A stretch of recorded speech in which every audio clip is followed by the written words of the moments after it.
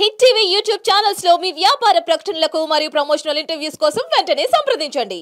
Sir ఎందుకు అంత జగన్ గారు అంత అగ్రెసివ్ అవడానికి అసలు కారణం ఏంటి? అక్కడ అగ్రెసివ్ అవడానికి కారణం కన్నా అక్కడ ఏం జరిగింది అన్నది తెలుసుకుంటే బాగుంటుంది. ఎందుకంటే జగన్మోహన్ రెడ్డి గారు ప్రతిపక్ష హోదా లేనప్పటికీ కూడా 11 మంది ఎమ్మెల్యేలతోటి 36 మంది ఎమ్మెల్సీలతోటి సుమారు 47 మంది శాసనసభ్యులతోటి శాసన మండలి సభ్యులతోటి గవర్నర్ ప్రసంగానికి తీర్మానానికి గవర్నర్ ప్రసంగం ఏదైతే చూస్తారో దానికి వెళ్ళడం కోసం అసెంబ్లీకి వస్తే మేము ప్రజాస్వామ్యబద్ధంగా మా నిరసన వ్యక్తం చేయడం అనేది చాలా కామన్ థింగ్. ఈ 46 రోజుల్లో ఈ రాష్ట్రంలో జరుగుతున్న లా అండ్ ఆర్డర్ ప్రాబ్లం, ఏ విధంగా ఆటవిక రాజ్యం నడుస్తుంది, ఏ విధంగా దాడులు జరుగుతున్నాయి, ఏ విధంగా హత్యలు జరుగుతున్నాయి, ఏ విధంగా అత్యాచారాలు నడుస్తున్నాయి, ఏ విధంగా ఈ రాష్ట్రంలో లా అండ్ ఆర్డర్ మొత్తం ఫెయిల్ అయింది అని తెలియచెప్పడం కోసం అసెంబ్లీ ఒక వేదికగా మేము తెలియజేయడానికి వెళ్ళారు. ఒక ప్లే కార్డ్స్ ద్వారా మేము వెళ్తుంటే అక్కడ పోలీసుల వరకు వచ్చిన ఇన్స్ట్రక్షన్స్ ఏంటంటే ప్లే కార్డులతో రాకూడదు అని చెప్పి మా చేతిలో ఉన్న ప్లే కార్డులని పోలీసులు లాక్కోవడం జరిగింది. మరి మేము కూడా 5 సంవత్సరాల అధికారంలో ఉన్నాం. మరి ఎప్పుడూ కూడా తెలుగుదేశం పార్టీ వాళ్ళు మండలంలో కానీ శాసనసభలో కానీ వాళ్ళ ప్లే కార్డ్స్ తోటి వచ్చి వాళ్ళ నిరసన వ్యక్తపరిచి ఉంటారు. మరి అదే నిరసన మేము వ్యక్తపరిచేటప్పటికీ మేము చేయాలనుకున్నప్పుడు ఎందుకు వాళ్ళు పోలీసుల ద్వారా మమ్మల్ని అడ్డగించారనేది పెద్ద క్వశ్చన్. అంటే ఇక్కడ మీ మాటకు అడ్డు వస్తున్నాం సార్. అంటే గతంలో మీ ప్రభుత్వం అధికారంలో ఉన్నప్పుడు చంద్రబాబు నాయుడు గారు కూడా అదే సీన్లో అసెంబ్లీ దగ్గరికి వస్తే ఆయన కూడా అక్కడ ఆపేశారు. ఈరోజు కూటమిలో ఉన్నటువంటి కొంతమంది సోషల్ మీడియాలో ఏం ట్రోలింగ్ చేస్తున్నారంటే అప్పుడు చంద్రబాబు నాయుడు గారిని అడ్డగించింది, ఈరోజు జగన్మోహన్ రెడ్డి గారిని అడ్డగించింది, రెండు పక్కపక్కన వీడియోలు పెట్టి ఇదే కర్మ సిద్ధాంతం, మీరు అప్పుడు చేశారు, ఈరోజు మీకు ఎదురైంది, మీరు ఏది చేశారో ఏది విత్తుతారో అదే మీకు ఎదురవుతుందని ఆ ట్రోలింగ్ చేస్తున్నారు సార్. దాని మీద మీకు మేము ఏనాడు కూడా చంద్రబాబు నాయుడు గారిని కానీ తెలుగుదేశం పార్టీ వారిని కూడా అడ్డగించింది లేదండి. ఎందుకంటే అడ్డగించి ఉంటే కనుక నేను మండలంలో ఉన్నాను. మండలంలో ఉన్నప్పుడు చాలాసార్లు తెలుగుదేశం పార్టీ వాళ్ళు ధర్నాలు చేసేవారు, ప్రొటెస్ట్ చేసేవారు, మండల చైర్మన్ అడ్డగించేవారు, మండల చైర్మన్ పేషీలోకి వెళ్ళేవారు, చైర్ దగ్గరికి వెళ్ళేవారు, పేపర్లు చింపేవాళ్ళు, విజిల్స్తో ఇసురేసేవారు, రకరకాలుగా డిస్టర్బ్ చేసేవారు. మేము అలా చేయట్లేదు.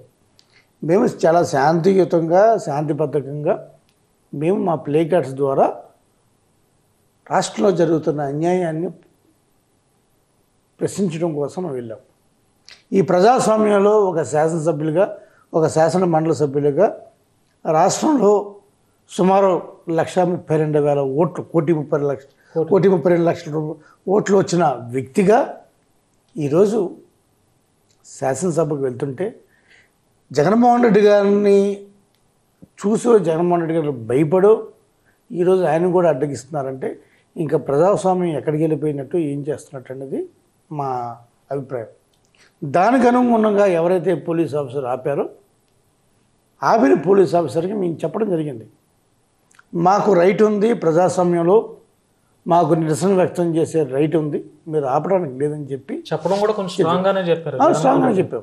మేము ఏం చెప్పాం, పోలీసులు మీరు ఎప్పుడు కూడా బాస్ అనకండి, మీరు న్యాయం అయిపోనండి, ధర్మం అయిపోనండి, ఎప్పుడు ఒకేలా రోజులు ఉండవు అని చెప్పాం. తప్పే ఉంది అందులో. సార్, ఆ ఇన్సిడెంట్ జరిగిన తర్వాత జగన్మోహన్ రెడ్డి గారితో మీరంతా ఇంటర్నల్గా ఏదో సమావేశం ఏదో జరిగింది సార్. అందులో మీకు జగన్మోహన్ రెడ్డి గారు ఇచ్చినటువంటి భరోసా ఏంటి? భరోసా ఉంది. 46 రోజుల్లో ఇన్ని దాడులు జరుగుతున్నాయి, 5 సంవత్సరాల పరిపాలన ఉంది, 5 సంవత్సరాల్లో ఏ విధంగా మన కార్యకర్తల్ని నాయకుల్ని మనం రక్షించుకోవాలి, 1.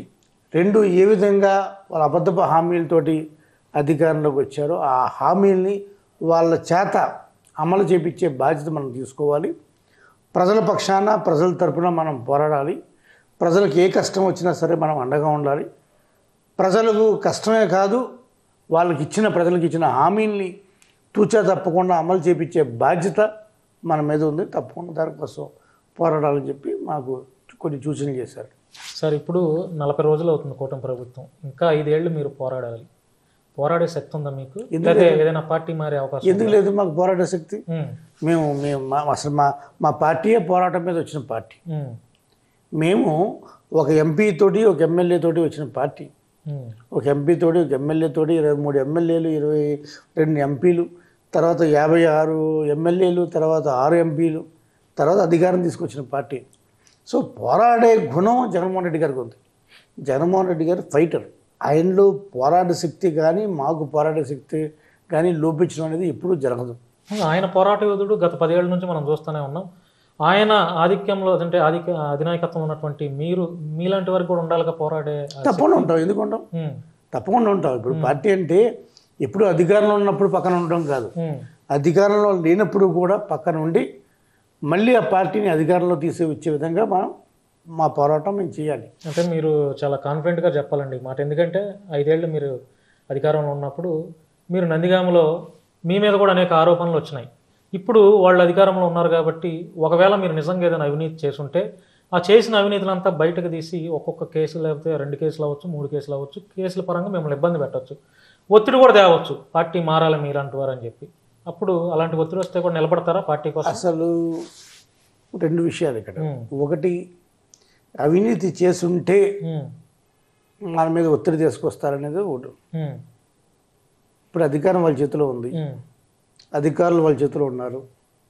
ఎటువంటి కమిటీలన్నా, ఎటువంటి కమిషన్లన్నా, లేకపోతే ఎటువంటి ఎంక్వైరీ అయినా వేయించుకొని ఒకవేళ కనుక అవినీతి చేస్తే అవినీతి చేసినట్టు నిరూపించి శిక్షించే అధికారం వాళ్ళకు ఉంది. తప్పకుండా వాళ్ళని చేయమని అడుగుతున్నాను, అందులో ఎటువంటి సందేహం లేదు. 2, వాళ్ళు ఏ ఇబ్బంది పెట్టినా సరే ఆ ఇబ్బందులకి నేను భరిస్తానే తప్ప, తట్టుకుంటాను తప్ప, నేను కన్న తల్లి రొమ్ము పాలు తాగి వాటిని గుద్ది వేరే చోటకి వెళ్ళడం అనేది జరగదు. చాలా మంది రాజకీయ నాయకులు ఇలాగే చెప్తారు. ఖచ్చితంగా చాలా మంది నాయకులు వేరు చెప్తారు, చాలా మంది నాయకులు వేరు, నేను వేరు. ఎందుకంటే మీరు కూడా రాజకీయ నాయకులే. ఖచ్చితంగా చాలా మంది నాయకులు వేరు, నేను వేరు. ఒకటి, మా రాజకీయ ప్రస్థానం వైఎస్ఆర్ కాంగ్రెస్ పార్టీతో స్టార్ట్ అయింది.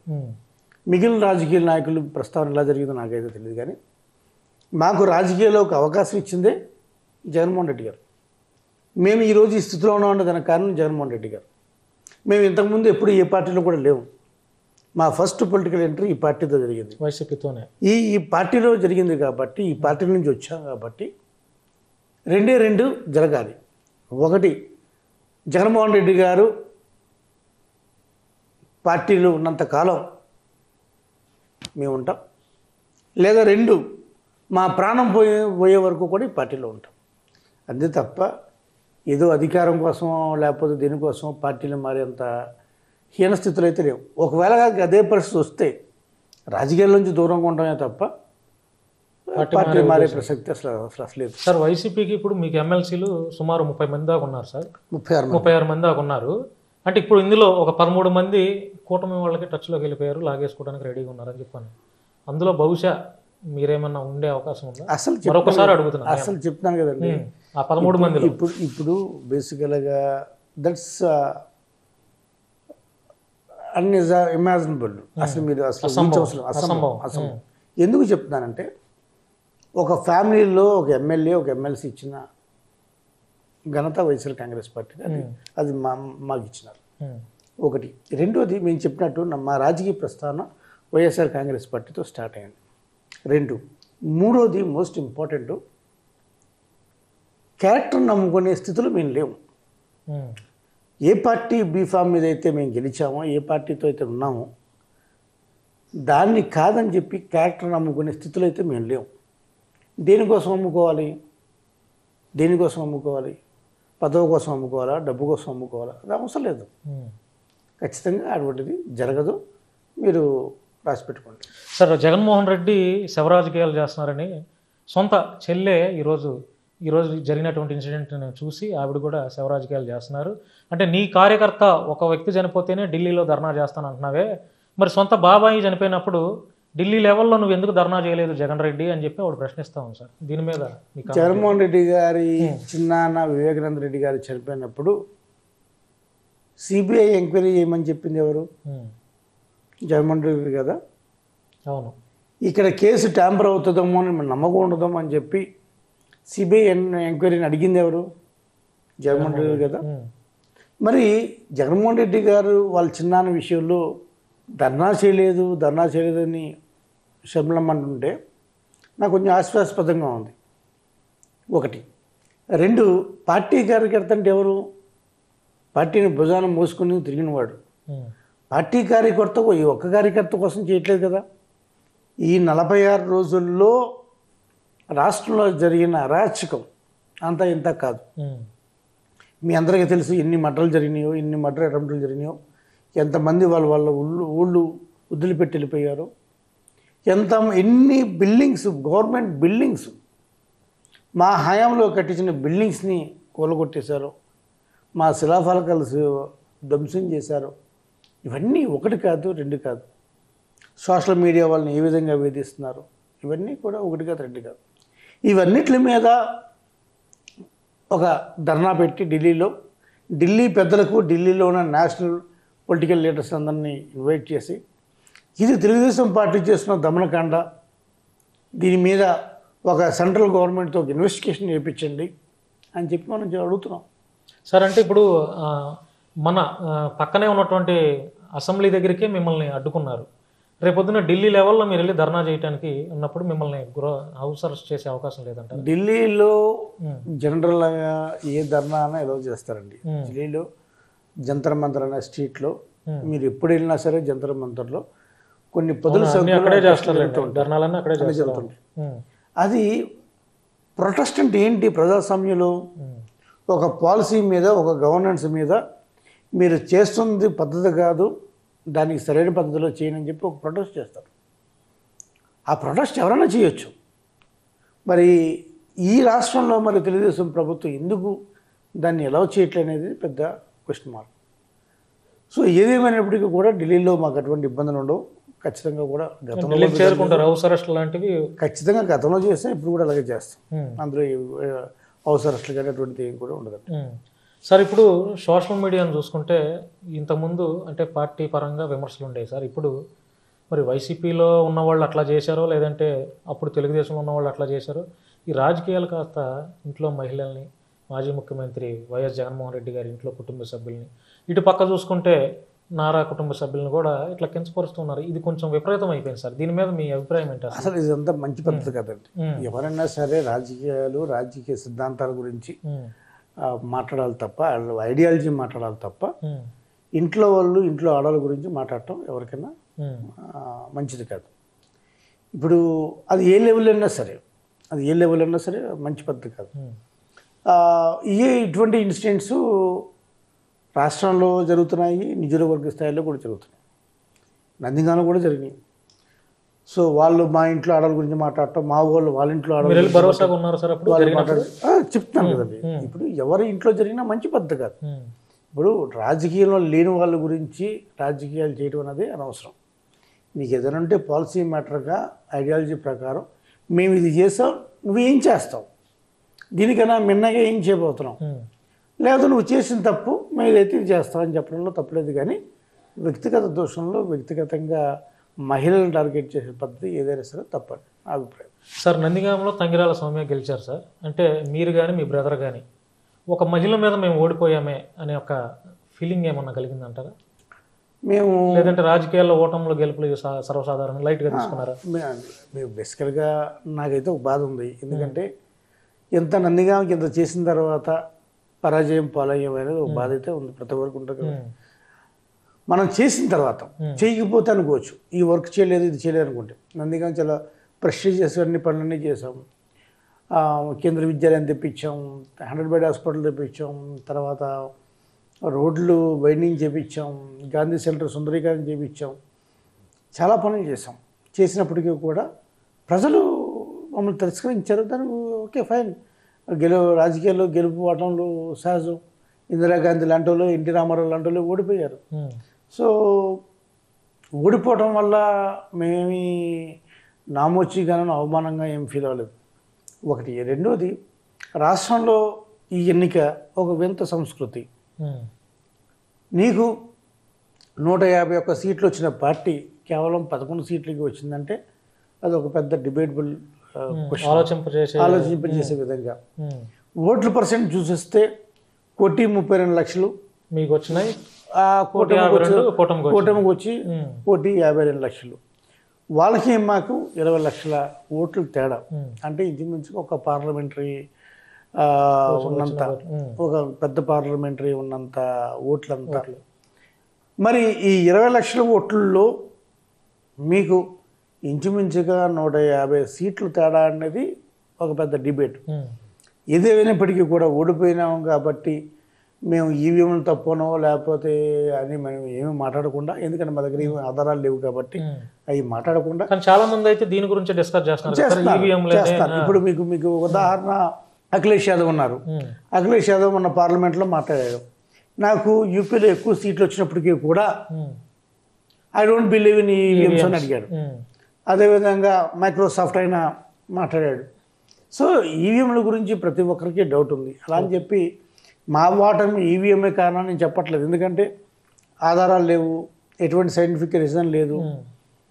ఏదైనా మాట్లాడితే ఆధారాలతో మాట్లాడాలి. ఆధారాలతో మాట్లాడకపోతే ఏమంటారు, ఓడిపోయాడు కాబట్టి ఏదో కబుర్లు చెప్తున్నాడు అంటారు. అలా కాకుండా మా ఓటమికి ఏంటి ఈవీఎం కాకుండా ఇంకేంటి కారణాలు అని చెప్పి కారణాలు ఎత్తుకోవటం, మేము రెక్టిఫై చేసుకోవటం, ఖచ్చితంగా మళ్ళీ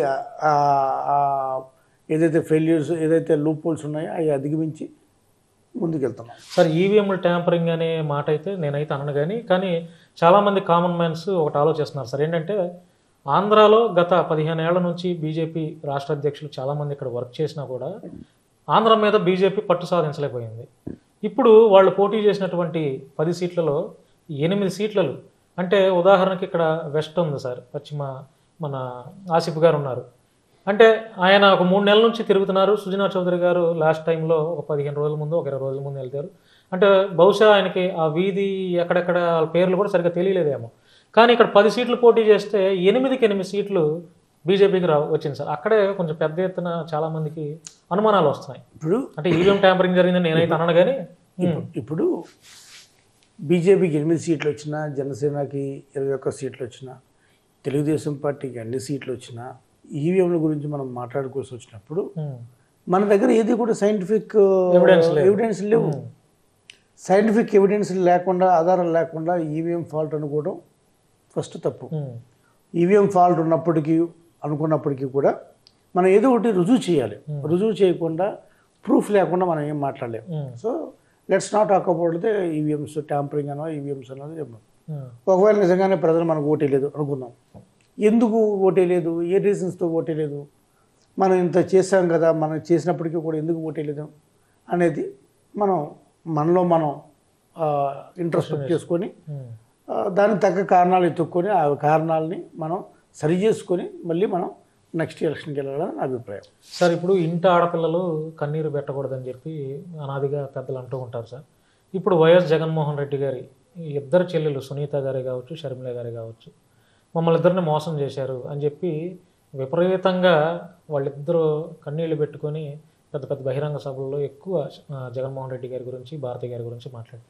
అంటే వీళ్ళిద్దరి ఉసురు కూడా ఏదైనా తగిలిందా అంటే ఏం చెప్తారు? ఉసురని అన్నగారండి, ఇప్పుడు ఆ రోజు మేమందరం పార్టీలోకి వచ్చి మేమందరం కూడా జగన్మోహన్ రెడ్డి గారి వెనకాల నడిచింది. దానికి కారణం రాజశేఖర రెడ్డి గారి కుటుంబం చూసి. రాజశేఖర రెడ్డి కుటుంబంలో జగన్మోహన్ రెడ్డి గారు ఉన్నారు, షర్మిలమ్మ ఉన్నారు, విజయమ్మ ఉన్నారు. ఇలా ముగ్గురు, అరే రాజశేఖర రెడ్డికి ఎంత అవమానం జరిగింది, కాంగ్రెస్ పార్టీ ఎంత అవమానం చేసిందే, ఈ కుటుంబం వెనకాల ఉండాలని చెప్పి ప్రతి ఒక్కరూ కూడా జగన్మోహన్ రెడ్డి గారి వెనకాల నడిచారు. ఆ జగన్మోహన్ రెడ్డి గారి వెనకాల నడిచే క్రమంలో మొత్తం కుటుంబ సభ్యులందరూ కూడా నడిచాం. ఒకవేళ కుటుంబంలో ఏదైనా డిస్టర్బెన్సెస్ ఉంటే, నాకు తెలియదు, మరి ఉన్నాయో లేవో తెలియదు, కానీ ఏదైనా ఉంటే వాళ్ళంతా కలిసి కూర్చొని మాట్లాడుకొని సరి చేసుకుంటే సరిపోయేది అనేది నా అభిప్రాయం. ఏమేమైనప్పటికీ కూడా షర్మిలమ్మ గారు కంటతడి పెట్టడం అనేదో లేకపోతే సునీతమ్మ గారి గురించి నాకు తెలియదు, ఎప్పుడు కలవలేదో చూడలేదు. కానీ షర్మిలమ్మ గారు మా పార్టీ నాయకుడిగా ఉన్నప్పుడు మేము కూడా ఆవిడ దగ్గరికి వెళ్తూ ఉండేవాళ్ళం. షర్మిలమ్మ గారి కంటతడికి పెట్టడం కూడా మంచిది కాదు, పద్ధతి కాదు. ఇంటర్నల్గా కూర్చుంటే బాగుండేది అనేది నా అభిప్రాయం. ఏదేమైనప్పుడు కూడా ఈ పార్టీ జగన్ గారు పురుడు పోసిన పార్టీ, ఈ పార్టీ అందరూ కలిసి ఈ పార్టీని గెలిపించుకోవాల్సిన తరుణం ఇది. సో ఇప్పుడు షర్మిలమ్మ గారు కూడా ఎవరి కోసం వర్క్ చేస్తున్నారు? రాజశేఖర రెడ్డి గారికి మరణానికి ఎవరైతే కారకులైనారో కాంగ్రెస్ పార్టీ తరఫున చేస్తున్నారు. రాజశేఖర రెడ్డి గారికి బద్ధ విరోధైన చంద్రబాబు నాయుడు కోసం పనిచేస్తున్నారు. రాజశేఖర రెడ్డి గారికి తీవ్ర అవమానం చేసిన కాంగ్రెస్ పార్టీని భుజానెత్తుకున్నారు. ఇవన్నీ కూడా షర్మిలమ్మ గారు ఆలోచించే విధంగా ఆవిడ మాట్లాడాలని కోరుకుంటున్నాను. సార్, నందిగామలో మీ వైసీపీ క్యాడర్ బలంగా ఉందండి? ఏదన్నా వాళ్ళు కూడా కొంత డీలా పడిపోయినట్టు? ఏమైనా డీలా ఉండదండి. ఇప్పుడు జస్ట్ 40 రోజులు జోష్లో ఉన్నారా? 40 రోజులు అయింది. ఇప్పుడు గెలిచినంత మాత్రాన ఇది అంటారు కదా, ఇల్లు ఎలగగానే పండగ కాదంటారు. సో చూద్దాం వాళ్ళు ఏం చేస్తారో, వాళ్ళు ఏం చేయగలుగుతారు, వాళ్ళు ఏ పనులు చేస్తారో, మనం చేసిన పనులతో పాటు వాళ్ళు ఏం చేస్తారో, అసలు నందిగామ ప్రజలకు వాళ్ళు ఏం చేస్తారో చూద్దాం. ఇప్పుడు 40 days అనేది చాలా ఎర్లీ పీరియడ్ ఇది. సో మనం కూడా వాళ్ళకి అవకాశం ఇచ్చారు కాబట్టి, ప్రజలు వాళ్ళు ఎన్నుకున్నారు కాబట్టి, వాళ్ళకి మంచి చేస్తారన్న నమ్మకం కూడా మనం పెట్టుకున్నాం. కాసేపు ఏం చేస్తారో చూద్దాం. ముందు వాళ్ళు చేయడం వాళ్ళు కదా. ఒకవేళ ఏదైనా కూటమి ప్రభుత్వం ఉన్నాడంటే, మీ నందిగామలో తంగిరాల సౌమ్య ఉన్నారండి, ఏదన్నా భయభ్రాంతులకు గురి చేసి, ఒకవేళ ప్రలోభాలో లేకపోతే భయభ్రాంతులకు గురి చేసి మా పార్టీలోకి మీరు రావాల్సిందని ఒత్తిడి పెట్టి, లేదంటే వాళ్ళని ఏదైనా నానా రకాల ఇబ్బందులు పెడితే మీరు అండగా ఉంటారా లేదా?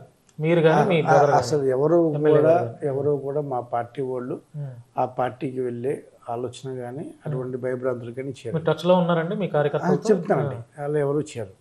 ఓన్లీ థింగ్ ఏంటంటే, ఎప్పటి నుంచో కూడా వాళ్ళకి నందిగామ మున్సిపాలిటీ మీద కన్నుంది కాబట్టి, మన మున్సిపల్ కౌన్సిలర్స్ అందరినీ కూడా వాళ్ళ ఉన్న వీక్నెస్ని వాడుకొని కౌన్సిలర్స్ అందరినీ కూడా వాళ్ళ పార్టీలోకి జాయిన్ చేసుకుంటున్నారు.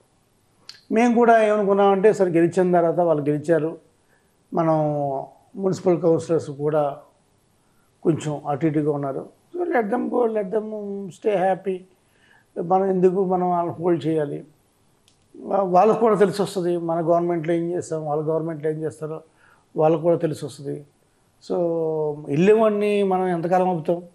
ఎంతకాలం ఆపలేం కదా. మనం బుజ్జగించుకోవడం, బతిమాలు ఎంతకాలం చేస్తాం? ఒక రోజు చేస్తాం, 2 రోజులు చేస్తాం, 10 రోజులు చేస్తాం. వాళ్ళకి కావాల్సిన ఏమంటే బేసిక్ నీడ్స్ ఏమైనా కావాలంటే చేస్తాం, కానీ గొంతమ్మ కోరికలు మనం తీర్చలేం కదా. So let them enjoy. ఏంటి వాట్ ఇస్ దేర్? ఇప్పుడు అసలు అధికారమే లేదు, గవర్నమెంటే లేదు, లేకపోతే ఎమ్మెల్యే లేడు. అలాంటప్పుడు వాళ్ళు వెళ్ళిపోతే మనం ఏం చేస్తామని చెప్పి మేము కూడా. సార్, ఇప్పుడు జూన్ 4వ తారీఖు మీ పార్టీ ఓడిపోయిన తర్వాత దగ్గర నుంచి ఈ రోజు వరకు జగన్మోహన్ రెడ్డి గారిని ఎన్నిసార్లు కలిశారు మీరు? నేను 10 సార్లు కలిసి ఉంటాను. 10 సార్లు. ఈ 10 సార్లు మీరు కలిసిన ఈ ప్రయాణంలో ఆయన కాన్ఫిడెంట్ లెవెల్ ఎలా ఉంది? అంటే తిరిగి లేచి నిలబడేటట్లు ఉందా, లేకపోతే ఏదైనా నన్ను అరెస్ట్ చేస్తారు, అరెస్ట్ చేస్తే పార్టీ ఏమైపోతుంది అనే ఆలోచనలు ఏమైనా ఉన్నట్టుందా? మీరు జగన్మోహన్ రెడ్డి గారిని, ఆయన కాన్ఫిడెన్స్ లెవెల్స్ కావచ్చు, లేకపోతే ఆయన పోరాట పట్టుకు గురించి మీరు 1% కూడా ఆలోచించాల్సిన అవసరం లేదు. ఎందుకంటే ఈజ్ బోర్న్ ఫైటర్ అయినా ఒకటి. రెండవది, ఆయన కాన్ఫిడెన్స్ లెవెల్స్ ఏమి కూడా 1% కూడా తగ్గలేదు. ఇప్పుడు ఆయన ఎవరండి కాంగ్రెస్ పార్టీని ఎదిరించి పార్టీ పెట్టిన మనగడ ఏమన్నారు చెప్పండి? ఎవరు అంతకాలం జనరల్గా బెయిల్ అంటే 45 daysలో వస్తుంది, 2 monthsలో వస్తుంది. 16 నెలలు జైల్లో పెట్టినా సరే ఏ విధంగా బౌన్స్ బ్యాక్ అయ్యాడు? ఎవరున్నారు? అదే సార్, ఇప్పుడు నేను కూడా ఎందుకన్నానంటే, ఇప్పుడు మీరు 10 సార్లు గెలిచారండి. ఈ 10 సార్లు కూడా ఇప్పుడు చాలా మంది ఇప్పుడు కూటమి వాళ్ళు ఏంటంటే, మళ్ళీ జగన్ పక్కాగా జైలుకి వెళ్తాడు అనేది ఒక ప్రచారం జరుగుతుంది. సరే, జరిగిందో జరగనో పక్కన పెడితే, ఇప్పుడు ఇంతకుముందు అంటే జగన్ జైల్లో ఉన్నప్పుడు ఆయన పార్టీని ఆదుకోవడానికి షర్మిల గారు ఉన్నారు, విజయమ్మ గారు ఉన్నారు. ఇప్పుడు షర్మిల లేరు, విజయమ్మ కూడా లేదు. ఒకవేళ జగన్ గారు జైలుకి వెళ్తే పార్టీ నడిపే పరిస్థితి ఎవరికి ఉంది? అసలు ఎవరు అధినాయకుడిగా వ్యవహరిస్తారు? అసలు ఇప్పుడు ఆ క్వశ్చన్ అవసరం లేదు. ఎందుకంటే ఫస్ట్ థింగ్, జగన్ గారు అప్పుడు జైలుకి వెళ్ళినప్పుడు పార్టీ నడిపించాల్సిన బాధ్యత విజయమ్మకి, షర్మిలమ్మకి ఎందుకు ఇచ్చారంటే, అప్పుడు మాకు ఎవరు ఎమ్మెల్యే లేరు, ఎంపీలు లేరు. ఫస్ట్ థింగ్, నాయకులు ఎవరు లేరు, ఎప్పుడు అధికారులు లేవు. ఈరోజు ఇంతమంది నాయకులు ఉన్నాం. ఆయన కేవలం డైరెక్షన్స్ తోటి పార్టీ నడుస్తుంది. దానికి ఎవరో ఉండి నడిపించాల్సిన అవసరం లేదు. ఆయన నడిపిస్తాడు పార్టీ. ఎక్కడున్నా సరే నడిపించగలడు. సో పార్టీకి ఇప్పుడు సిద్ధాంతం ఉంది, పార్టీకి ఒక స్ట్రక్చర్ ఉంది, ఆర్గనైజేషన్ ఉంది. పార్టీకి ఎమ్మెల్యేలు ఉన్నారు, ఎంపీలు ఉన్నారు, ఎమ్మెల్సీలు ఉన్నారు, పార్టీకి జిల్లా పరిషత్ చైర్మన్ ఉన్నారు, సర్పంచ్లు ఉన్నారు, ఎంపీపీలు ఉన్నారు, జడ్పీటీసీలు ఉన్నారు. పార్టీకి పెద్ద అయిపోయింది పార్టీ ఏమి చిన్నది కాదు. ఈరోజు లోకల్ బాడీస్ అన్నీ కూడా వైఎస్ఆర్ కాంగ్రెస్ పార్టీ ఉన్నాయి.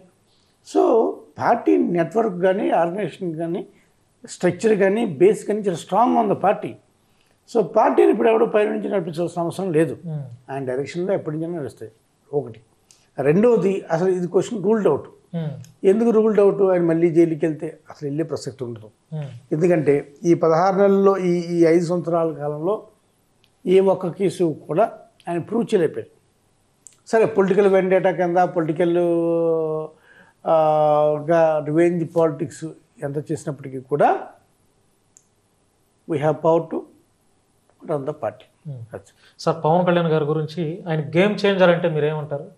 చంద్రబాబు కూడా ఆయన ఎమ్మెల్యేగా చంద్రబాబు నాయుడు గారికి బలం సరిపోక, జగన్మోహన్ రెడ్డిని ఎదుర్కోవడానికి బలం సరిపోక బీజేపీని జనసేనని కలుపుకొని గెలిచాడు. నా ఉద్దేశంలో ఎవరైతే పవన్ కళ్యాణ్ గారు గేమ్ చేంజర్ అన్నారో 21 సీట్లతోటి తెలుగుదేశం పార్టీ గవర్నమెంట్ పవర్లోకి రాలేదు. కాకపోతే ఈ మిగిలిన సీట్లన్నీ రావడానికి కారణం ఖచ్చితంగా పవన్ కళ్యాణ్. ఖచ్చితంగా పవన్ కళ్యాణ్. ఎందుకంటే పవన్ కళ్యాణ్ లేకపోతే అఫీషియల్ గా చాలా సార్లు చెప్పారు జగన్ ఎదుర్కోవాలంటే మేము పొత్తు ఉండాల్సిందే. పవన్ కళ్యాణ్ లేకపోతే, పవన్ కళ్యాణ్ బీజేపీ లేకపోతే చంద్రబాబు నాయుడు అతని జీవితంలో జగన్మోహన్ రెడ్డిని కొట్టలేదు.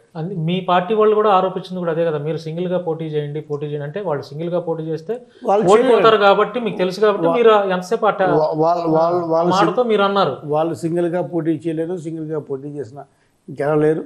ఆ 3 పార్టీలు ఎవరు సింగిల్గా చేసినా గెలవలేరు. ఇప్పుడు కూడా మేము ఓడిపోయేవాళ్ళం కాదు, మాకున్న చిన్న చిన్న పొరపాట్ల వల్ల మేము ఓడిపోయాం తప్ప, అది మేము తీసుకున్న పొరపాట్ల వల్ల తప్ప, లేకపోతే అసలు మేము ఓడిపోయేవాళ్ళం కాదు. సార్ ఇప్పుడు ఓడిపోయిన తర్వాత అంటే మీరందరూ మీ పార్టీకి సంబంధించిన క్యాడర్ మొత్తం కూర్చొని కొంత అనాలిసిస్ అయితే చేసుకుని ఉంటారు. అంటే ఎందుకు ఓడిపోయి ఇంత మంచి చేసినా కూడా చాలామంది ఇప్పుడు సొంత పార్టీ వాళ్ళే కొంతమంది బయటకు వచ్చి జోగి రమేష్, కొడాలి నాని, వల్లభనేని వంశీ, అనిల్ కుమార్ యాదవ్, ఆర్కే రోజా, గుడివాడ అమర్నాథ్, ఈ మంత్రుల వల్ల అసలు ఉపయోగం లేదు, ఈ మంత్రులు మాట్లాడిన అసభ్యకరమైన మాటల వల్లే ప్రజలు చాలా డెప్త్గా వెళ్ళి వీళ్ళేం భాషలో మాట్లాడుతున్నారు ఒక మంత్రి స్థానంలో ఉండి అని చెప్పి ఇలా కామన్ మ్యాన్స్ ఆలోచన చేశారు. మీ పార్టీ వాళ్ళు కూడా బహిరంగంగానే చెప్పారు. ఇదేమైనా కొంత మైనస్ అయి ఉండొచ్చా మీ పార్టీకి? అంటే ఓడిపోయేంత మైనస్ కాదండి ఇది. అంటే జనరల్గా రాజకీయంలో ఆరోపణలు ప్రత్యారోపణలు చేస్తారు, కానీ వ్యక్తిగతంగా ఎప్పుడైతే టార్గెట్ చేశారో అది వాళ్ళు చేసినా మనం చేసినాం. సో మా వాళ్ళు మాట్లాడారని చెప్తున్నారు, మా వాళ్ళ కన్నా ముందు వాళ్ళే మాట్లాడారు. వాళ్ళు మాట్లాడింది వెలుగులోకి రాలేదు, మేము మాట్లాడింది వెలుగులోకి వచ్చింది. సో వాళ్ళు ఎప్పుడు కూడా వాళ్ళు అటాక్ చేసినప్పటికీ కూడా మా పర్సనల్ లైఫ్స్ గురించి వ్యక్తిగతంగా చేసినప్పటికీ కూడా మేము మాట్లాడిందే రిసీవింగ్ ఎండ్లో ఉంది వాళ్ళకి. సో మీడియాలో ఎక్కువ ప్రొజెక్ట్ చేయగలిగారు. అమ్మో కొడాలని ఇలా మాట్లాడుతున్నాడు, అమ్మో రమేష్ అని ఇలా మాట్లాడుతున్నాడు, వీళ్ళందరినీ కూడా ప్రొజెక్ట్ చేశారు. So it may be one of the reason, కాకపోతే this is not the reason for defeating. Maybe could be one of the reason అయి ఉండొచ్చు. కామన్ మ్యాన్ ఏంటి, ఈ భాష ఏంటి అని ఉండొచ్చు. కానీ వాళ్ళు కూడా అలాగే మాట్లాడారు, వాళ్ళు కూడా దీనికన్నా ఘోరంగా మాట్లాడారు. నిండు సభలో ఏ విధంగా మాట్లాడాడో మా అందరికీ తెలుసు, అందరికీ కూడా. బిఫోర్ లాస్ట్ టైం అయితే దేవుని కాదు, ఇది బోండా ఉమా గారు అయితే చాలా ఘోరంగా మాట్లాడారు. అదేవిధంగా ఇప్పుడు ఒక ఆయన ఉంటారు ఎమ్మెల్సీ గారు, ఎక్స్ఎమ్మెల్సీ, ఆయన పేరు నాకు గుర్తు రావట్లేదు, కానీ విజయవాడ, ఆయన ఇప్పుడు కూడా మాట్లాడుతుంటాడు, ఈరోజు కూడా మాట్లాడుతుంటాడు. నాకు అనిపిస్తుంది ఈ కల్చర్ మంచిది కాదు, ఈ మాట్లాడే తీరు మంచిది కాదు. అది ఎవరైనా సరే, ఏ పార్టీ అయినా సరే. బుద్ధ వెంకన్న గారు సో అనవసరంగా మాట్లాడుతుంటారు. అనవసరంగా ఇప్పుడు కొంతమందికి ఏంటంటే ఐడెంటిటీ క్రైసిస్ ఉంటుంది, కొంతమంది ఏంటంటే they always wanted to be in lime light. ఏం మాట్లాడితే వస్తుంది, సబ్జెక్ట్ మాట్లాడరు కొంతమంది ఏంటంటే బూతులు తిడితే మాట్లాడతారు, హైలైట్ అవుతుంది. మీడియా కూడా అలాగే ప్రొజెక్ట్ చేస్తుంది. ఎవరైతే బూతులు తిడతారో అతను పెద్ద హీరోగా చూపిస్తుంది. సో ఇవన్నీ కూడా రాంగ్ పర్సెప్షను. కానీ కల్చర్ మారాలి, పొలిటికల్ కల్చర్ మారాలి. ఇలా ఇది కరెక్ట్ కాదు. సో మా వాళ్ళు మాట్లాడారంటే అంతే కదా, మాట్లాడబట్టే కదా మీరు మాట చెప్తున్నారు, లేకపోతే మీరు చెప్పరు కదా. మీరు కూడా ఏం చెప్తున్నారు, కామన్ మ్యాన్ కూడా చాలామంది మాట్లాడారని అంటారు. సో అది మేము కూడా అన్నది రీజన్ అనుకున్నాం. మా ఇంటర్నల్ డిస్కషన్లో కూడా ఇలా మాట్లాడకూడదని నేను డిసైడ్ అయ్యారు. తెలుసుకున్నారంటే ఇట్లా ఇది కూడా మనకు ఒక వాళ్ళు మాట్లాడినా సరే మనం మాట్లాడకూడదని అనిపిస్తుంది. సార్ ఫైనల్గా నా ఫైనల్ ప్రశ్న, సరే, మీరు ఎస్సీ సామాజిక వర్గానికి చెందినవారు, అంటే మీ ప్రతిపక్షంలో అప్పుడు ఉన్న ఆవిడ కూడా ఒకే సామాజిక వర్గానికి చెందినవారు. మీరు అధికారంలో ఉన్నప్పుడు తంగిరాల సౌమ్య ఎవరైతే ఉన్నారో ఆవిడ మీ సామాజిక వర్గం అని కూడా ఆలోచన చేయకుండా కొంత మీరు ఆవిడ వ్యక్తిగత జీవితంలోకి వెళ్ళి 2-3 మాటలు అన్నారు. తమ్ముడిని పంపించేసావు, నీ చెల్లిని పంపించేసావు అని. అంటే రాజకీయ విమర్శలు చేసుకోవచ్చు, కానీ అంత వ్యక్తిగతంగా వెళ్ళి ఆవిడని అట్లాగా ఇబ్బంది పెట్టే ప్రెస్ మీట్లు పెట్టారు మీరు. అది మంచిదేనంటారా మీరు? ఆవిడ మాట్లాడేది కూడా ఒకసారి మీరు రివైండ్ చేసుకుంటారా? ఆవిడ మా గురించి ఏం మాట్లాడాడు, ఆవిడ మా ఇద్దరి మా నాన్న గురించి ఏ విధంగా క్యారెక్టర్ అసాసినేషన్ చేశారు మా ఇద్దరిది, ఏ విధంగా మమ్మల్ని అనరాని మాట్లాడినారనేది, జస్ట్ బీయింగ్ ఏ లేడీ, ఆ లేడీ అన్న అడ్వాంటేజ్ తోటి ఆవిడ ఏం మాట్లాడారు. సో నేను ఏదన్నా ఆడదాను కాబట్టి నేను ఏం మాట్లాడినా చెల్లుతుంది. అదే వాళ్ళు నా మీద అటాక్ చేస్తే కనుక స్త్రీ గురించి మాట్లాడారని చెప్పి అది ఒక ట్యాగ్ తోటి ఒక కార్డు. సో ఒక వన్ కార్డు ఏంటంటే స్త్రీ అనే ఒక కార్డు, రెండో కార్డు ఏంటంటే ఎస్సీ అనే ఒక కార్డు. సో ఇలాగే మేము ఎస్సీలు కాబట్టి ఆ కార్డు చెల్లలేదు అనుకోండి. సో ఆవిడ మా మీద ఏ విధంగా క్యారెక్టర్ అసాసినేషన్ చేశారనేది, సో దానికి 2-3 ఉదాహరణలు చెప్తారు. సో ఆవిడ మేము అధికారంలో ఉన్నప్పుడు ఆవిడ మమ్మల్ని వసూలు బ్రదర్స్ అను, లేకపోతే వసూలు బ్రదర్స్ అను, లేకపోతే రౌడీ బ్రదర్స్ అను, లేకపోతే రకరకాలుగా మాట్లాడేవారు. మేమిద్దరం కూడా మాకంటే పొలిటికల్ ఎఫిలియేషన్ ఉన్న ఫ్యామిలీస్ కాదు ఆవిడలాగా. ఆవిడ ఇంకా చెప్పాలంటే ఆవిడ చాలా బ్లెస్డ్ లేడీ. నేను నాకు అది తెలియదు కానీ షీఈస్ బ్లెస్డ్. ఎందుకంటే వాళ్ళ ఫాదర్ ఎమ్మెల్యే కాబట్టి ఎమ్మెల్యే కూతురుగా వచ్చారు. మా ఫాదర్ ఎమ్మెల్యే ఏం కాదు, మా ఇంట్లో ఎవరో కూడా పొలిటికల్ అఫిలియేషన్. సో మేము కష్టపడి పాలిటిక్స్లోకి వచ్చాం. మేము వచ్చిన తర్వాత మమ్మల్ని ఇలాగ వసూలు బ్రదర్స్ అని చెప్పి మా క్యారెక్టర్ అసాసినేషన్ చేసి ఒక రౌడీ బ్రదర్స్ కన్నా, లేకపోతే ఒక గుండా బ్రదర్స్ అని చెప్పు, లేకపోతే రకరకాలుగా మాట్లాడేవారు. సో మాట్లాడే క్రమంలో మేము చాలాసార్లు 100 సార్లు అడిగాం. సరే మమ్మల్ని వసూలు బ్రదర్స్ అంటున్నారు కదా, మేము ఎవరి దగ్గర వసూలు చేస్తాం ఒక్కరిని చూపించండి, ఎవరి చేత చెప్పించండి, మేము ఎవరి దగ్గర దోపిడీ చేస్తాం, ఎవరి దగ్గర డబ్బులు తిన్నాం, లేకపోతే ఎవరిని మోసం చేస్తాం, ఎవడు పొట్టగొట్టాం, ఎవరన్నా ఒకరితో చెప్పించడం, మేము రాజకీయ సన్యాసం తీసుకుంటాం అని చెప్పి మేము శివాలయాన్ని ప్రమాణం చేస్తాం, లేకపోతే మా పిల్లలు ప్రమాణం చేస్తాం. ఇన్ని చెప్పినప్పటికీ కూడా ఆవిడ ఏం మాట్లాడేవారు, పిల్లల మీద ప్రమాణం చేస్తారా, మీకు బుద్ధి ఉందా అసలు, లేకపోతే పిల్లలంటే దేవుళ్ళు అని ఒకటి, శివాలయం వస్తే మీకు శివాలయాన్ని దానికి వాడుకుంటారా, శివుణ్ణి దానికోసం వాడుకుంటారా అని ఇంకోటి, రకరకాలుగా ఎస్కేప్ అయ్యేవారు తప్ప ఎప్పుడు కూడా she never come for to take the challenge. So అదొకటి. రెండవది ఎంతకన్నా ఘోరం ఏంటంటే, మా బ్రదరు డాక్టరు, చాలా చాలా చాలా ఫేమస్ డాక్టర్ అయినా, ఆ డాక్టర్ గారు ఒకసారి హాస్పిటల్లో సిపిఆర్ చేస్తూ ఒక పేషెంట్ని బతికించే క్రమంలో ఆవిడ ఒక వల్గర్ కామెంట్ చేశారు సౌమ్య గారు. ఏంటి, డాక్టర్ బాగా నటిస్తున్నాడు అని చెప్పి, పేషెంట్ని బ్రతికించే క్రమం బాగా నటిస్తున్నాడు అని. అలాగే మేము ఏదో తిరుమల తిరుపతి టికెట్లు అమ్ముకుంటున్నాం అని చెప్పి ఒకసారి చేశారు. సో ఇలాగా చీప్ కామెంట్స్ చేసేవారు, చాలా చీప్గా ఉండేవి. ఎంత చీప్గా ఉండేయంటే చెప్పుకోవడానికి నవ్వుకుంటూ ఉండేవాళ్ళం. తర్వాత ఓ పక్క నుంచేమో 100 కోట్లు సంపాదిస్తున్నారు, కొండలు తవ్వేశారు, గుట్టలు తవ్వేశారు, ఇసుక వేశారు అని చెప్తూ ఉండేవారు. ఓ పక్క నుంచేమో టీటీడీ లెటర్లు అమ్ముకుంటున్నారు, సిరంజి పట్టుకొని యాక్షన్ చేస్తున్నారు, లేకపోతే నన్నేమో ఏకవచనంతో నువ్వేం ఎమ్మెల్సీ అయ్యా అని ఆవిడేదో చాలా పెద్దవాళ్ళలాగా ఆవిడ డెరోగేటింగ్గా మాట్లాడేవారు. సో ఇవన్నీ ఏం కనపడవు బేసికల్గా. ఎందుకు, మేము జెంట్స్ అయిపోయాం, సో ఆవిడ ఏం మాట్లాడినా చెల్లుతుంది, మేము ఏది మాట్లాడినా అటాకింగ్ అనిపిస్తుంది వాళ్ళకి ఇలా. సో దీని అందరికీ బ్యాక్ డ్రాప్ ఏంటంటే ఆవిడే స్టార్ట్ చేశారు. ఫస్ట్ ఆవిడే స్టార్ట్ చేశారు ఆరోపణ. సో ఏదన్నా సిద్ధాంతపరంగా ఐడియాలజీగా ఏదన్నా మనం చేసే పనులు మీరు ఇది తప్పు చేస్తున్నారు, ఇది చేయకండి, నేను ఎమ్మెల్యే అయితే నేను ఇలా చేసేవాడిని, మీరు చేయండి అని చెప్పడం వేరు. కానీ ఎక్కడా కూడా రెస్పెక్టబుల్ మేనర్ లేకుండా మాట్లాడని చెప్పి. రెండోది, నేను ఆవిడ్ని కామెంట్ చేసే కన్నా ముందు వాళ్ళ క్లోజ్ అసోసియేటు మా ఇంట్లో ఆడవాళ్ళని కామెంట్ చేశారు. మా ఇంట్లో ఆడవాళ్ళని ఫేస్బుక్ ద్వారా కామెంట్ చేస్తే మేము అప్పుడు అధికారంలో ఉండి అతను అమెరికాలో ఎక్కడ ఉంటే వాళ్ళని పిలిపిస్తే అతను ఇడిపించమని చెప్పి ఆవిడ డైరెక్ట్గా సీఐకి ఫోన్ చేసి పెద్ద గొడవ చేశారు. సో జనరల్గా ఆవిడ ప్లేస్లో నేనుంటే ఏం చేస్తాను, ఆ అబ్బాయిని పిలిచి నేను తిడతాను, నీకు ఆడపిల్లలతో సంబంధం ఏంటో ఇంత పని ఉందని తిడతాను. మరి బీయింగ్ ఎ లేడీ ఆవిడ సపోర్ట్ చేయొచ్చు అతనికి.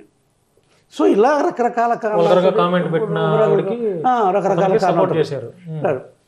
మరి ఇప్పుడు ఏం జరుగుతుంది, ఆవిడ దళిత ఎమ్మెల్యే అంటున్నారు, మేము దళిత ఎమ్మెల్సీ అంటున్నాం, ఎక్స్ ఎమ్మెల్యే అని అంటున్నాం. ఈరోజు ఏంటి, సోషల్ మీడియాలో ఆవిడకి వ్యతిరేకంగా పోస్టులు పెట్టిన వాళ్ళని, వైఎస్ఆర్ కాంగ్రెస్ పార్టీ వాళ్ళని ఈరోజు ఇప్పటి వరకు 5గురిని ఇబ్బంది పెట్టారు, పిలిపించి మోకాల మీద కూర్చోబెట్టి దండం పెట్టించి మేము సౌమ్య గారికి వ్యతిరేకంగా పోస్టులు పెట్టాం చెప్పిస్తున్నారు. అలా చెప్పిస్తూ వాళ్ళని కొట్టి చెప్పిస్తే ఈవిడ కాలు మీద కాలు వేసుకుని కూర్చోండి. నేను అడిగేది ఒకటే, ఇప్పుడు యాజ్ ఎ బీయింగ్ దళిత్గా ఒక దళిత్ అతన్ని కూర్చోబెట్టి మాట్లాడుతుంటే ఇంకా దళిత్స్కి ఏముంటుంది సెల్ఫ్ రెస్పెక్ట్? మరి ఇదే కామెంట్స్ సరే అనుకున్నాం, ఇది బెస్ట్ పెట్టాడు, ఇదే కామెంట్స్లో ఇతర క్యాస్ట్ వాళ్ళు కూడా పెట్టారుగా, మరి వాళ్ళని కూర్చోబెట్టమే. మరి ఇక్కడ దళితులు అంటే అలసా?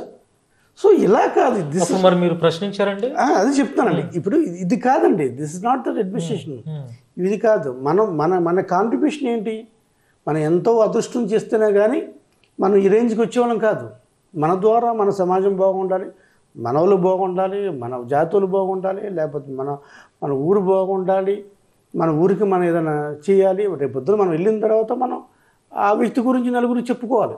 అటువంటి పనులు చేయాలి తప్ప ఈ పొలిటికల్ వ్యాండేటా, పొలిటికల్ రివెంజ్ కార్యక్రమాలు చేస్తే ఏమో ఐ డోంట్ థింక్ ఇట్స్. ఇప్పుడు ఆ ఇబ్బంది పెట్టిన 5గురు ఇప్పుడు యాక్టివ్గా ఉన్నారు. వాళ్ళు ఏం చేస్తారు, వాళ్ళ ఇబ్బందులు ఇప్పుడు వాళ్ళు ఇబ్బందులు పడుతున్నారు. చిన్న చిన్న కుటుంబాల వాళ్ళు, ఒక 2 ఎస్సీ వాళ్ళు, ఒకడు బీసీ వాడు, ఒకడు ఎంప్లాయీ. వారిని మీరు పిలిపించుకొని భరోసా ఇచ్చారండి, వాళ్ళంతా మా దగ్గరే ఉంటారండి. సో బేసికల్గా ఈ పొలిటికల్ రివెంజ్ మేమే అది తీర్చుకోవాలనుకుంటే మరి మేము ఎంతమందిని ఇబ్బంది పెట్టేవాళ్ళం? మేము ఎప్పుడు ఇబ్బంది పెట్టలేదు. మేము అధికారంలో ఉన్నప్పుడు మా మీద ఒకరిని చూపించండి, ఒక సోషల్ మీడియా వర్కర్ని, టీడీపీ వర్కర్ని స్టేషన్కి పిలిచానో లేకపోతే ఇబ్బంది పెట్టామనో ఏముంది? చిన్న వాళ్ళండి, చిన్న మనుషులు. ఇప్పుడు ఏదైనా ఉంటే రెవెన్యూ ఉంటే ఓకే రైట్. ఇప్పుడు అరుణ్ గారు అవినీతి చేశాడు, వసూలు బ్రదర్స్ అన్నాడు. ఇప్పుడు మీ టైం వచ్చింది, అధికారులు మీ దగ్గర ఉన్నారు, అవినీతి ఏం చేస్తారు నిరూపించండి, ఎంక్వైరీ చేయండి, విజిలెన్స్ చేయండి. ఏదైనా అవినీతి జరిగితే కనుక పనిష్ చేయండి. ఎలా చేయాలి తప్ప చిన్నవాళ్ళని పనిష్ చేయడం వల్ల ఏముంటుంది? మనం కూడా చిన్నవాళ్ళం కదా, ఒకప్పుడు చిన్నవాళ్ళమే కదా. మనం ఏమి we are not born with golden spoon కదా. దేవుడు మనకు బ్లెస్సింగ్ ఇచ్చాడు, మనం అక్కడికి వచ్చాము, మనం ఏదైనా కాంట్రిబ్యూట్ చేయాలి తప్ప అలా చేయటం తప్పనే నా అభిప్రాయం. సార్, నా చివరి ప్రశ్న అంటే, మీరు నందిగామ ప్రాంతానికి చెందినవారు, తంగిరాల స్వామి కూడా ఆవిడ కూడా అదే ప్రాంతానికి చెందినవాడు. అంటే పేరుకే ఆవిడ ఎమ్మెల్యే, కానీ ఆవిడ పక్కన డైరెక్షన్స్ ఇచ్చేది, ఆవిడ సలహాలు, అంటే ఆవిడ ఏం చెప్తే అది ఊరికి అట్లా వినటమే, కానీ నడిపించేదంతా అగ్రకులానికి చెందినటువంటి కొంతమంది అనేది ఒక వాదన వినపడుతుంది. దాని మీద ఈ అభిప్రాయం ఏంటి సార్? అంటే ఉందా ఇప్పుడు మేము ఎలక్షన్ ఓడిపోయామండి, ఆవిడ గెలిచారు, జనాలు దానికి కోసం ఓటేసి ఉంటారు. మళ్ళా ఇండిపెండెంట్గా ఆలోచించి ఇండిపెండెంట్ నిర్ణయాలు తీసుకొని చేసేవాళ్ళు నందిగా వాళ్ళకి నచ్చలేదు బేసికల్గా, అంతే కదా. ఆవిడ లాంటి అడ్మినిస్ట్రేషనే కోరుకున్నారు. So people voted for her. ఇప్పుడు ఆవిడ చేశారా లేదా అంటే మీకు తెలుసు కదా సార్, లోకల్గా మీరు ఉన్నారు, ఆవిడ వెనక వేరే అగ్రకులానికి చెందిన వాళ్ళు కొంతమంది. ఏం చెప్పవలసిన లేదండి, నందిగామలో ప్రతి ఒక్కరికి తెలుసు ఏం జరుగుతుంది ఏంటనేది. సో మళ్ళీ అసలు సార్, ఫైనల్గా రాష్ట్రంలో ఉన్నటువంటి వైఎస్ఆర్సీపీ కార్యకర్తలకి, నందిగామ నియోజకవర్గంలో ఉన్నటువంటి వైఎస్ఆర్సీపీ కార్యకర్తలకి మీ సైడ్ నుంచి ఇచ్చే భరోసా ఏంటి చెప్పండి? తప్పకుండా will get back, will gain. తప్పకుండా ఇప్పుడు గెలుపు ఓటములు సహజం అండి. మనం ఓడిపోయాం, మా తప్పుదాల్లో కొన్ని తప్పిదాలు ఉన్నాయి, మేము తప్పిదాలు చేసాము. 2019లో ఎవరైతే భుజాన్ని వేసుకున్నదో ఆ కార్యకర్తని, నాయకుడిని మేము విస్మరించాం. 2014లో 2024లో వాళ్ళు మాకు చేయలేదు. ఈసారి మళ్ళీ ఆ కార్యకర్తని, నాయకుడిని దగ్గర తీసుకునే పని చేస్తున్నాం. రెండోది వెల్ఫేర్ మీద ఎక్కువ కాన్సన్ట్రేట్ చేస్తాం. ఈసారి ఎలా కాదు, వెల్ఫేర్ ప్లస్ డెవలప్మెంట్ రెండింటి మీద రెండు బ్యాలెన్స్ చేసుకుని చేయాల్సిన అవసరం ఉంది. మూడవది మేము రాజధాని విషయంలో కావచ్చు, లేకపోతే క్యాస్ట్ పాలరైజేషన్, కొన్ని క్యాస్ట్లు మేము విస్మరించాం, ఆ క్యాస్ట్లు మాకు వ్యతిరేకంగా పనిచేశాయి. నాలుగోది మోస్ట్ ఇంపార్టెంట్, ఎప్పుడూ కలవని, ఎప్పుడు జరగని, ఎప్పుడు కలవని రెండు మేజర్ క్యాస్ట్లు కలిసి ఎలక్షన్కి వెళ్ళిన ఈసారి. ఇద్దరు రెండు ఏదైతే పాలిటిక్స్ని ఇన్ఫ్లుయెన్స్ చేసే క్యాస్ట్లు, అది ఎప్పుడు కూడా జరగలేదు, ఈసారి కలిసినాయి. తర్వాత జగన్మోహన్ రెడ్డి గారు ఏదైతే సిద్ధాంతాన్ని నమ్ముకున్నారో, సోషల్ ఇంజనీరింగ్, అట్టడుగు స్థాయిలో ఉన్న కులాలను పైకి తీసుకురావాలని ఏదైతే నమ్ముకున్నారో అది రియాలిటీలో కనపడలేదు. జగన్ గారు ఆలోచనలు చాలా దూరంగా ఉన్నాయి. ఆయనతో పాటు వేగంగా మిగిలిన కమ్యూనిటీస్ పరిగెత్తలేకపోయినాయి. సో దాంట్లో దెబ్బతిన్నాం. ఆయన ఇప్పుడు నా ఎస్సీలు, నా బీసీలు, నా మైనార్టీలు అనుకుంటున్నారు తప్ప మిగిలిన కులాలకు కూడా అనుకోలేదనేది మిగిలిన కులాల్లో కూడా ఉంది.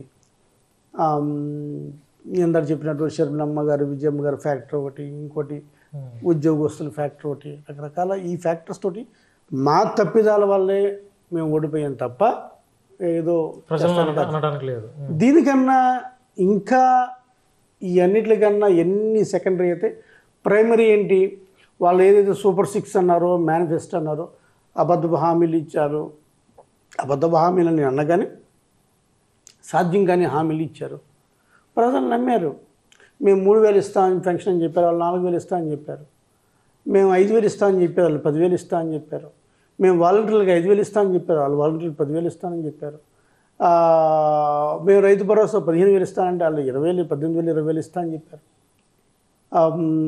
ఇలా ప్రతిదీ కూడా వాళ్ళు పెంచుకుంటూ పోయారు. కానీ ఎంతవరకు వాళ్ళు అమలు చేస్తారు, ఎంతవరకు చేస్తారనేది క్వశ్చన్ మార్క్. సో మేము 5 సంవత్సరాల్లో మా డ్యూటీ ఏంటి, మా రెస్పాన్సిబిలిటీ ఏంటి, ఏదైతే హామీలు ఇచ్చారో ఆ హామీలని, ఆచరణ కాని హామీలు కాసేపు పక్కన పెడదాం, ఆచరణ కాని హామీలని ఏదైతే హామీలు ఇచ్చారో ఆ హామీలని వాళ్ళ చేత అమలు చేపించే బాధ్యత మేము ఉండాలి. ఎవరికి ఉండాలి? మేము వాయిస్ ఆఫ్ ది వాయిస్లెస్ పీపుల్కి ఉండాలని చెప్పి ప్రజల తరపున పోరాటం చేయాలని చెప్పి మేము వైఎస్ఆర్ కాంగ్రెస్ పార్టీ తరఫున, రాష్ట్రం తరఫున, అలాగే నందిగాం తరఫున మేము ఫైట్ చేస్తుంటాం. Sir thank you sir. Thank you sir. Thank you very much. Hit TV app ని డౌన్లోడ్ చేసుకోండి. ఇందులో short news, live news, entertainment movies అన్ని అవైలబుల్ గా ఉన్నాయి. Please download hit TV app. Hit TV app ని ఫ్రీగా download చేసుకోండి.